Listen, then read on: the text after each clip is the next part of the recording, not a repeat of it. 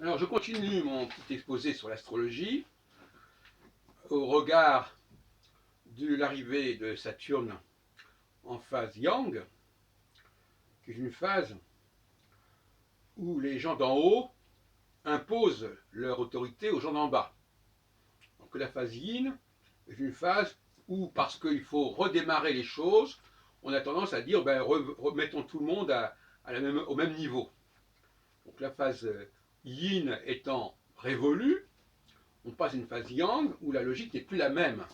C'est plus la logique de redonner toutes les chances à tout le monde. Ça a été fait, on en a profité ou pas.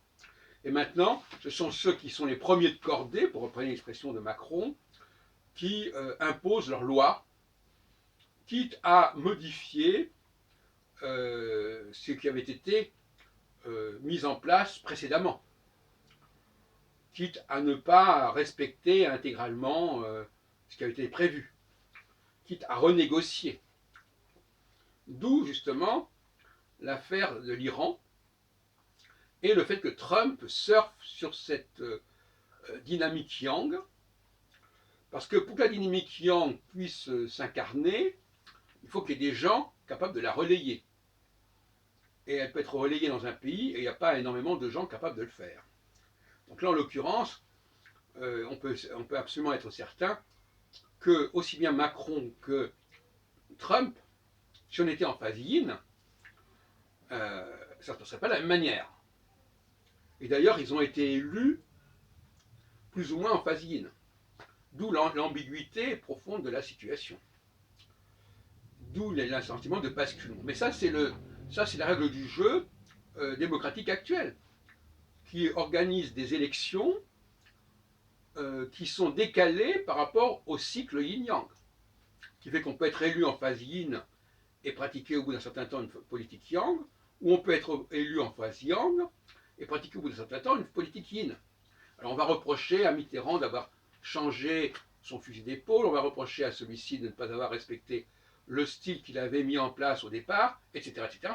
Mais ça n'en finira jamais tant qu'on n'aura pas conscience qu'on ne peut pas décréter à l'avance que les choses sont comme ceci ou comme cela, à tel et tel moment, et pour tel et tel temps, de même qu'on ne peut pas décréter à l'avance que tout le monde doit être logé à la même enseigne ou pas.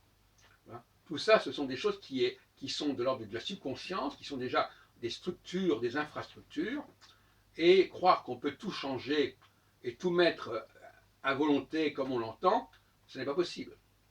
Et même les chefs, quand ils sont dans une situation yin, donnent l'impression de pouvoir figer les choses, mais quand ils sont en phase yang, ils s'aperçoivent que ce n'est pas forcément la meilleure solution et qu'il faut éventuellement corriger le tir et remettre en question, remettre en cause les accords précédemment obtenus. Donc là, le climat yang prend tournure de manière de plus en plus évidente, le profil yang est de plus en plus fort, savoir que c'est le niveau 1 qui impose sa loi au niveau 2, 3 et 4, et pas l'inverse. Alors qu'en phase yin, ce sont les niveaux d'en bas qui imposent leur loi au niveau supérieur. Voilà, c'est tout simplement bon, alors qu'on dise que quand c'est le bas qui impose sa loi au haut, en politique de gauche, et quand c'est le haut qui impose sa loi en bas, en politique de droite, c'est une possibilité, on a le droit de dire ça. De cette manière, c'est pas faux. Sauf que, quand on est en phase yang, on ne peut pas mener une politique de gauche complètement, et en phase yin, on ne peut pas mener une politique de droite. Donc finalement, il y a des contraintes cycliques qui ne peuvent pas être oubliées ou niées sous prétexte qu'il y a un système électoral qui prévoit que quelqu'un est élu pour tant de temps, et que pour tant de temps il a un certain programme, et que ça doit durer pendant le temps prévu. Ça n'est pas sérieux. Et il va falloir revenir là-dessus, parce que sur la question du droit constitutionnel, on est quand même tout à fait à côté de la plaque. En 2018.